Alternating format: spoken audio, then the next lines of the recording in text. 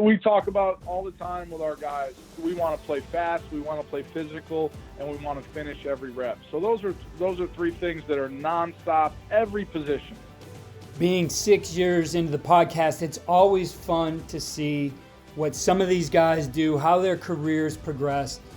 And I'm so excited that Jason Houghtaling, who is now the offensive line coach for the Tennessee Titans, has really made a lot out of his career. We watched him go from the FCS to an assistant O-line position in the NFL, and now Mike Vrabel saying he was blown away by the interview with Coach Houghtaling. So we bring this one out of our archives to share it, but I tell you, a lot of what he does, I'm sure, is still the same, and he's a coach I think you will see continue to rise in the profession.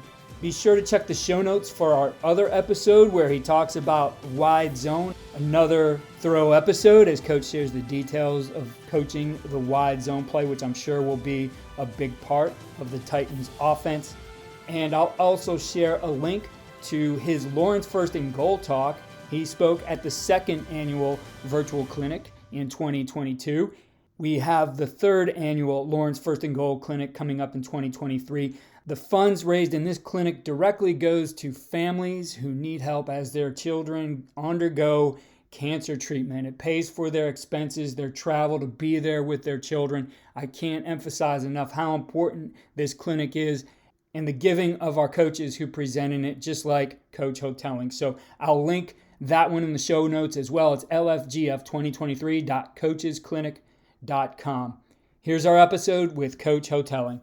I'm excited to be joined today by the head football coach at Wagner, an FCS school, Coach Jason Houghtaling. Coach, it's great to have you here.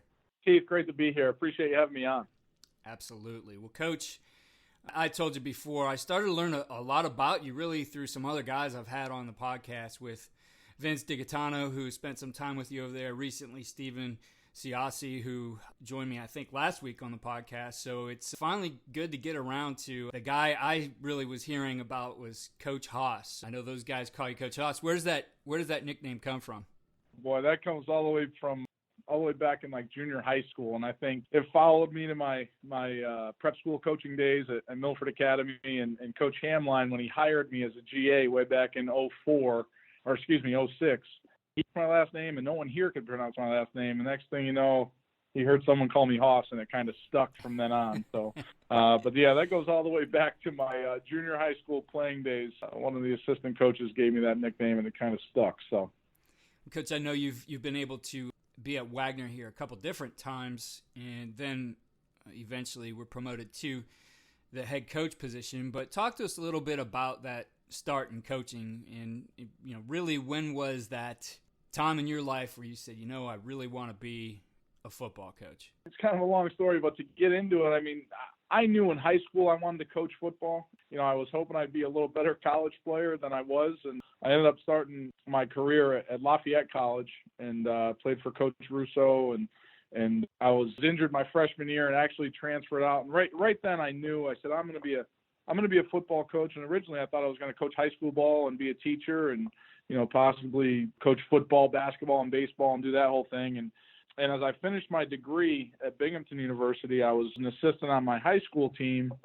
And once I graduated, I said, you know what, I'm going to try the college thing out. And I was lucky enough to start my coaching career, my first full-time job at Milford Academy in New Berlin, New York, which, if you know anything about Milford, I mean, it had just moved from Connecticut, and the greatest thing there was just the players. I mean, we had great players, and I'm lucky enough to have Terrence Knighton on my staff now as the D-line coach, and he was a player there at Milford. But yeah, I got to go to Milford and coach defense, and for 2 years, be around great players and great coaches. And Coach Bill Chaplick did a tremendous job helping those young men out, and he did a tremendous job helping me out as a coach. And I was able to get a graduate assistant job here in January of 06, solely because Coach Hamline thought I could recruit. He didn't think I could coach a lick, I don't think, but he knew I could help get him players from Milford. Came here as a GA and, actually moved from the defensive side of the ball to the offensive side of the ball about a week before spring football. He came in the back office and told me I was going to coach running backs. So that's how it all started, and just kind of have worked from there. That name, nickname Haas kind of goes along with an offensive lineman. And I was reading somewhere in your bio about that transition you had to make from being a fullback and maybe a guy who got to touch the ball a little bit to putting your hand in the dirt on the offensive line. What was that like for you, and how much has really that offensive line mentality played into who you are as a coach? Well, I think, going all the way back to my playing days, it was really, I played offensive line out of necessity, and making the move it was what football is all about, which is the team, and I think that's something that I hope everybody who is ever a part of Wagner football understands, that it's about the team. And, making that move to the O-line was fun. I enjoyed it. And as far as coaching goes, when I transitioned from defense to offense after leaving Milford, it was, hey, I'm going to coach the offensive line like their defensive linemen. That being said, there's some stereotypes. Hey, we're going to play a little slower up front. We're going to pound our feet in the ground. We're not going to attack. We're going to react. And from the very beginning, it was, hey, we're going to have fun with the O-line. We're going to attack, and we're going to play like defensive linemen. We're going to finish our blocks. We're going to run off the football and play with that a little bit of swagger on the O-line and a tough, gritty group. That was from the very beginning, way back. I think I took over the offensive line here. My first year was 2007, and it was the first thing I wanted to do is instill that attitude of we're going to come after guys like we're defensive linemen. And I think the guys have fun with that, and then you can kind of maybe mold an athletic D lineman into an O lineman as well. And that we kind of done that quite a bit here as well. Coach, you made that transition from being the offensive coordinator and assistant coach at Wagner, and then being the replacement for Coach Hamline, who had been there, I believe it was for 34 years. That's not always an easy thing to do. Certainly those situations present a great opportunity, but I think for that coach stepping into that role, for the guy who's been there and really built the program for a long time, a little bit of the responsibility to carry that on. What was that like for you in transitioning from being the assistant coach there to the head coach? Yeah, I mean, obviously it was a tough transition. I mean, Coach Hamline, one of my mentors, a guy that's done so much for myself and my family. I can't ever thank him enough. But the transition was, it was a rocky first year, to be honest with you. I mean, we had gone from having, 7 full-time coaches to 6, and there was some changes that maybe I should have handled a little differently. You look back on it, and there was times during that 2015 season where I sat there and thought, okay, how would Coach Hamline handle this? Where, I probably should have been thinking, what's the best way to handle this for you, for myself? I think that's something that I would give anybody who's ever taking over a program, and replacing or trying to replace a legend is, hey, do it your way, and, make sure you have your ideas set in stone. And obviously, Coach Hamline had kind of molded me into who I was as a coach. So there was going to be that influence, but it was that first year I found myself asking, hey, how would Coach have handled this?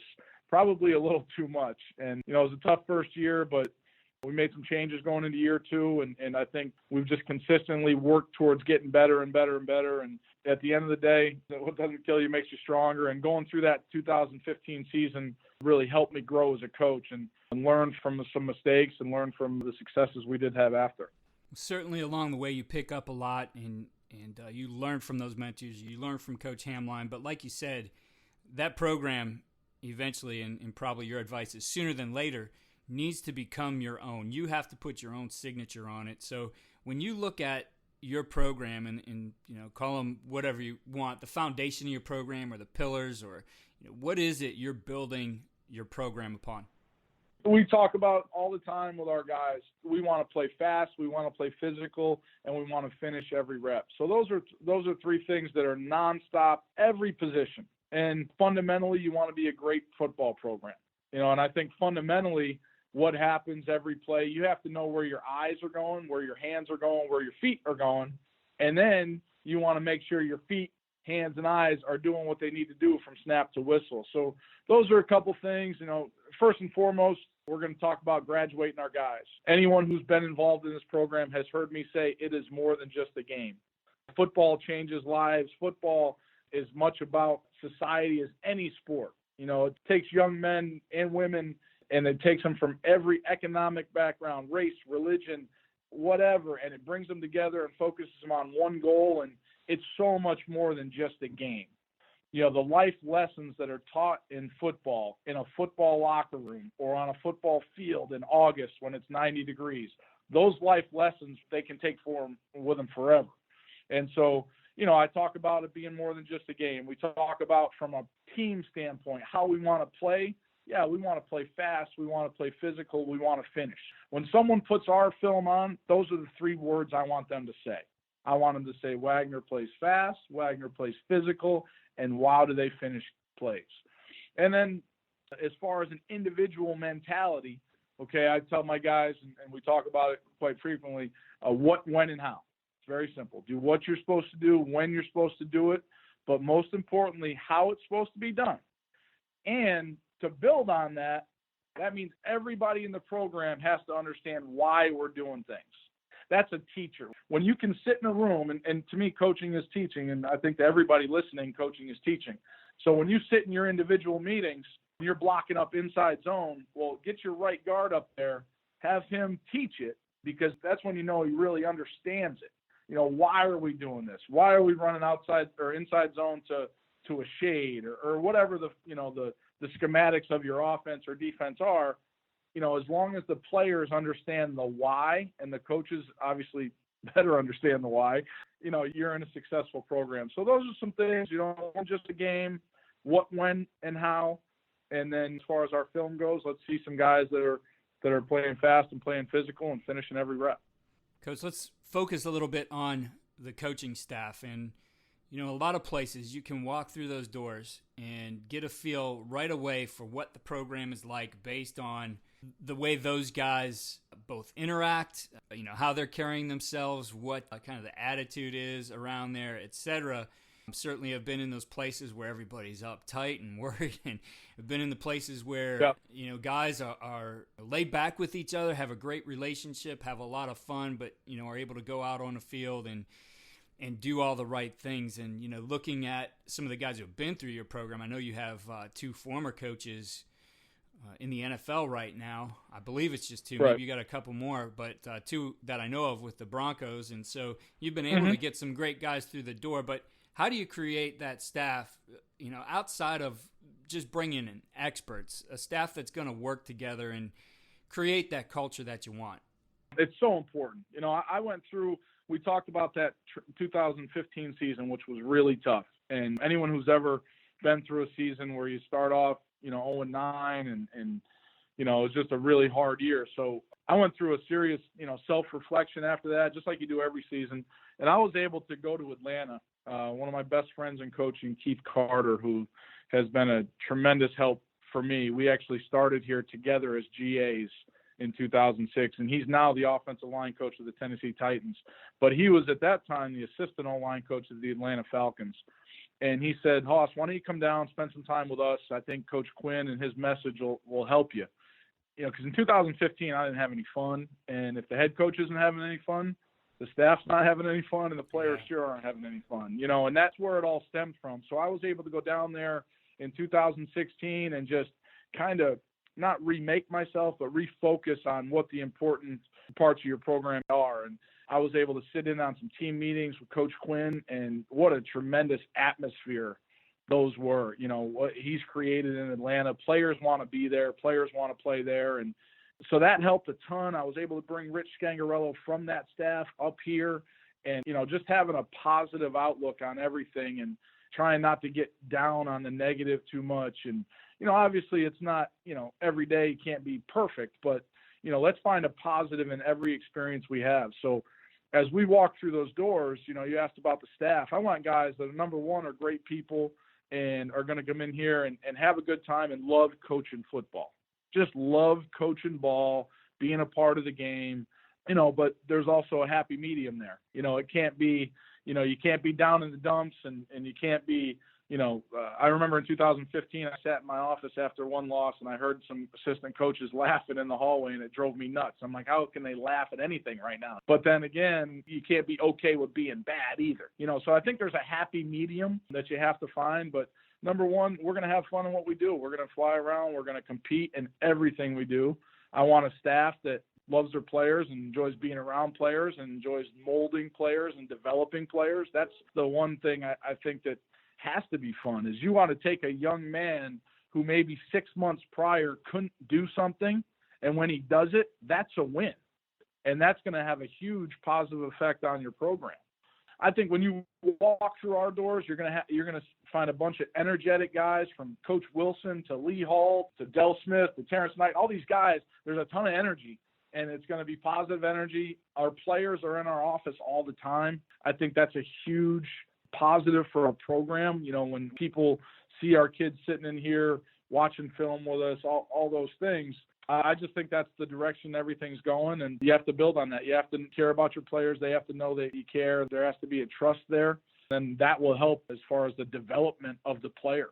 I go back to Greg Zanat, our 6th-round draft pick from 2018, and 4 games into his career, it wasn't great, and he just continued to trust, continued to believe, continued to get better, and next thing you know, obviously he had the physical tools, but he had to be taught how to play offensive line, and you know, now he's with the Baltimore Ravens. So all in all, I know I threw a lot at you there, but when you walk through our doors, you're going to find a staff that's energetic, upbeat, having fun with their guys, and developing young men.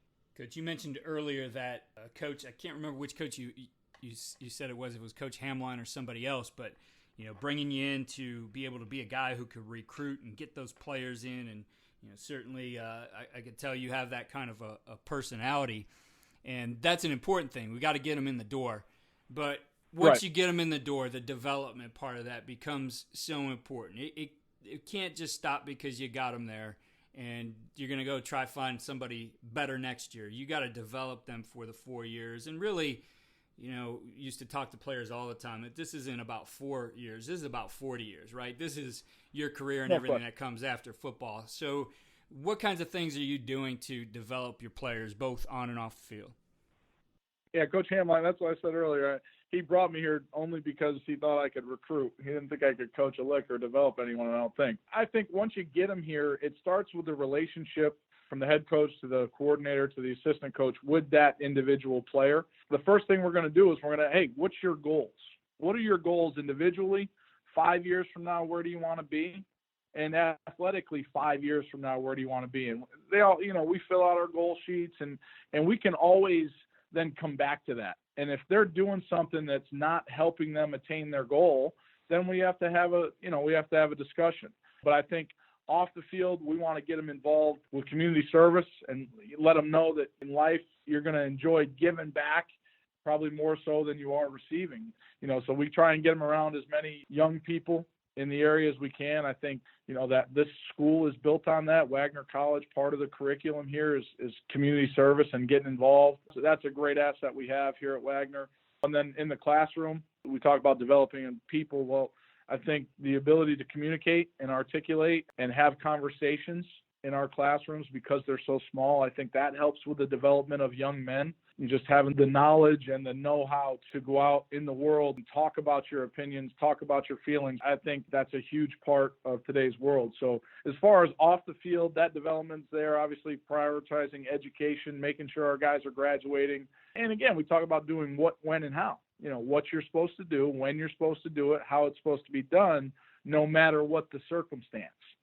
You know, that carries over into life. You know, I talk to them a lot about it, being a husband, being a father, going to work every day. No matter what the circumstance, there's going to be some times where you might not want to do something and you have to do it. So, you know, that's the off-field development. I think on the field, you have to look at what you can do, and then you have to realize what you can't do, and you have to get better at what you can and be able to develop the ability to do some of the things you can't. For example, if you're an offensive lineman that maybe your foot speed's a little slower and maybe you don't get them in the ground fast enough, well, what are we going to do? We're going to do some jump rope stuff. We're going to do some change of direction stuff to try and help you out. You have to identify those problems early on. For example, not to name names, but I have a young man here right now who, you know, his feet, they're good. He's got great knee bend, but his feet move a little slow.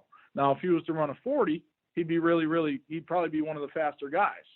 But his foot speed, as far as getting him in the ground, has to improve. So, you know, we focused on that this summer. I think you have to identify what you don't do well and what you do well, and then work on those things. And then obviously the weight room, the strength conditioning program, the nutrition part of it. There's so many things that go into developing young men now and young athletes. You know, the rest part of it, the stretching, the rolling out of the muscles, all those things. So everybody, we have an individual file on everybody on our football team, and everybody has a goal weight. Everybody has an idea of what they have to do to be the best version of themselves possible. In reading your bio, Keith Carter, who was a former Wagner college assistant coach and at San Jose, and was with the 2014 Super Bowl champion Seattle Seahawks, said that you're about as blue-collar and as tough as they come.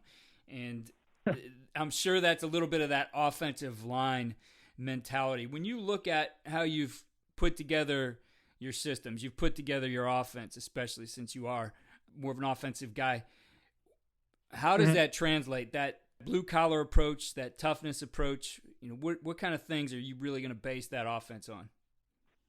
Well, one, I want to thank Keith for saying that.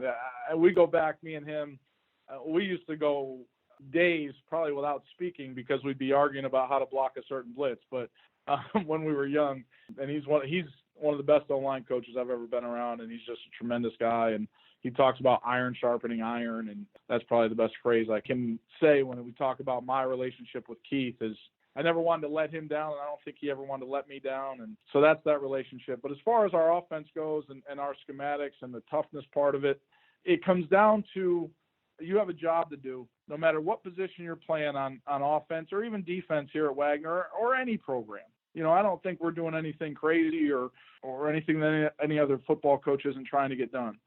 Every player has a job to do on every play. And regardless of what your opponent does, you need to get it done. So I think that comes back to the toughness part of not accepting anything but your best effort. Number one, I talk to our guys all the time. Hey, I'm not going to get on you. If you give great effort, we can work with that. You know, and I don't know where it comes from. I don't know if it goes back to my childhood as far as my upbringing and, you know, my father being a custodian and 4 kids in the family and mom, you know, she was a caretaker and stuff and all that. I don't know. I just know that you have to, with enough hard work, you can accomplish just about anything you want to accomplish. And, you know, our offensive scheme, you know, we are a pro style. We're going to run the football, but we put this in 2016. And, you know, Rich Scangarello, obviously one of the best offensive minds in football. He's now the OC of the Broncos. He brought it from Atlanta. I made the decision to go pro style. And what we're trying to accomplish on offense is every play wants to start the same, at least in our first and second down model. You know, obviously third down, everyone has a little different deal defensively and offensively now. But from an offensive standpoint, we want every play to start looking the same. We want to build plays on top of plays. And the toughness part of it is just everybody doing their job no matter what the circumstance. Coach, this next question is one I'm going to ask and reserve the ability to edit it out if need be. But I had a call-in question from somebody about what is the hardest defense to play against? I would say we've played an odd front. And, you know, since I took over, the hardest defense for us to block when I was an offensive coordinator, you know, we were running the read and stuff like that was the Okie defense that was moving and stunting. And, you know, and I'd be remiss if I didn't mention, you know, Coach Masella and Coach Malik Hall, 2 guys that defensively do a tremendous job. Coach Brinson, Tony Brinson, you know, one of the best football coaches out there. He left and went to Moorhead, but he's a great football coach, great recruiting coordinator. But as far as defensive football, the hardest thing when we were running the read stuff was the Okie front because they would mess with the backside tackle. You know, you could never get a free release to the inside linebacker. So that I would tell you that the odd front is the hardest defense to block when you're in a read scheme. I would tell you probably, you know, the best defense I ever played against when we weren't a read team was Dartmouth in 2013 when I was the OC at Cornell. They basically played 2 fronts and 2 coverages. And it was Coach Dobes up at Dartmouth, and he's been tremendous. And they, you know, it's kind of 2 different worlds. You know, you have the Okie front that's going to move and stunt and blitz a lot, which is hard to block, obviously. And then the 4-3 scheme at Dartmouth, they like I said, they hardly did anything, but they did it the best I've ever seen. You knew they were going to play cover two, and they did it really well, and they stopped what you wanted to do. And so I guess if you're a read team, it's Okie front. You want to give as many backside reads to that quarterback as you can. And if you're playing a non-read team, it's probably a 4-down, 2-high shell where you rotate the safeties. Coach, I've been also given this defense named Dog Mufasa. Oh, Dog Mufasa. Yeah, there's a guy at Georgia Southern who could talk about that named Fitz. But yeah, Tony Brinson, that was a name that Dig gave Tony Brinson's defense one of his calls. I forget what late Monday night, we were trying to fit a blitz or something against probably Sacred Heart or someone, I don't know. But yeah, Dog Mufasa. Coach, not to belabor the point, but again, the offensive line, an important thing for you, both as a player, as a coach, that mentality. How do you guys develop your offensive linemen at Wagner? Yeah, I think it starts with understanding that you're one unit. The game of football now with the matchups, and there's been some individuality that have come into play a little bit, but that offensive line has to play together. And you know what? At the end of the day, no one can really do their job on offense if that O-line doesn't get done what they have to get done. So, number one, first day of camp or first day in the summer when you have them all together, fellas, we need each other, and we have to work with each other. So that starts right away. And then I think the development, you go run game, pass game. Again, I've always talked about eyes, hands, feet. Where are your eyes? Where are your hands? Where are your feet? And then once you get into a block, it's about from the base, it's feet, hands, eyes. So it's almost like a cycle, eyes, hands, feet, pre-snap, feet, hands, eyes, post-snap. So, we get into that a lot. Base fundamentals of offensive line play are not different. Whether you're a college guy who, and that's the big argument now is how you're going to block things. Are you going to be a guy that lifts, and stands straight up off the ball, or, it goes back and forth. But at the end of the day, fundamentally, in the run game, you want to stay attached, and in the pass game, you want to keep them off you. You want to play as long as you possibly can in the pass game, and then you want your eyes under either their chin or in their armpit, whatever your scheme calls for. And I think as far as developing those guys here, it starts with the effort mentality. You're a grinder. You're going to come off the ball, and for 4 to 6 seconds or however long it takes, you are going to try and keep your man from getting near the football. You have to know where your help is. We talk about the combination blocks. If I'm the right tackle or I'm the guard or I'm the center or whatever, there's only a few things that defender can do. If he's on the ball, he can go around you, he can go through you, or he can go inside of you. Those are the 3 things he can do, right? So now if I have a guy on me, I have to know how I'm going to react to every one of those things. If I'm a guy who doesn't have a guy on me and he's off the ball, well, okay, who am I helping? How am I helping? And what am I going to do if that guy comes inside or goes outside or tries to go through? So I think you have to break it down in the simplest form. And you have to play with great leverage and great effort. So, the development's been there. We've had a lot of success on the offensive line since 2007. Like I said, I think that was my first year as the O-line guy. And I think it's just the effort has to be there, and then why you're doing things and how you're doing things. Coach, I know in your role as the head coach and offensive coordinator, you're not doing this all on your own. And while offensive line development is very important to you, have you had other coaches help you along the way? Absolutely. When I decided to change offenses from the read offense in 15 to go into the pro style, obviously we were lucky enough to bring in Coach Scangarello from Atlanta, and Coach Calabrese followed up with him, and obviously they're both now with the Broncos. But in 2014, when I came back from Cornell, I was able to bring a guy in, Stephon Wheeler, who was a great player at Michigan State. He was the offensive coordinator at Milford Academy, and he's an O-line guy who played for Jeff Stoutland, who obviously is a tremendous offensive line mind and coach. And so lucky enough to have Stephon Wheeler, and obviously we worked together on a lot of things, but he kind of molded the group. Steven Siassi was involved as well as the tight ends coach that year in 14. So we've had a bunch of guys, and then, Stephon Wheeler, he really molded those guys from 2014 through 2018. Obviously, it was a team-type deal, and it's never easy being the offensive line coach for a head coach who was an O-line coach, I can tell you that.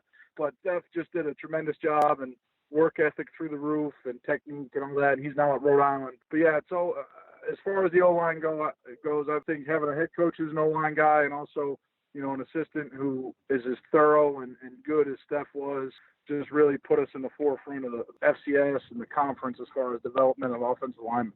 Coach, when you look at all the things you do to build your program and whether that's your offense, your defense, these guys on and off the field, what's the one thing you do that you feel really gives your guys the winning edge? Again, we talk about the why. When we talk about the why, they know this. They know if we go into a game and we play harder than the other team, we got a shot. No matter who you're playing, if you play harder than the other team, you got a shot. And then understanding the why. I know this. I know defensively, we have to play great defense. We have to take care of the football. And then on offense, we have to make explosive plays. But just having a program that understands what, when, and how, and then that deep belief that as long as we play harder than this other team, we got a shot. Those are some things we talk about nonstop. Coach, I really appreciate you taking the time to join us here on the podcast, and would love to have you back sometime. Best of luck to you and the Seahawks in 2019. Keith, thank you very much. Appreciate all your hard work and everything you do. Again, be sure to check out the show notes to our link to our other episode with Coach Houghtaling, as well as his course on CoachTube for Lauren's First and Goal. Be sure to check out Lauren's First and Goal Clinic. We have a lot of big names presenting there. NFL, FBS, FCS coaches primarily. Also some great small college guys from D2, D3, and NAIA. Again, that one is at lfgf2023.coachesclinic.com. Follow all we're doing on coachingcoordinator.com and follow me on Twitter at Coach K. Grabowski.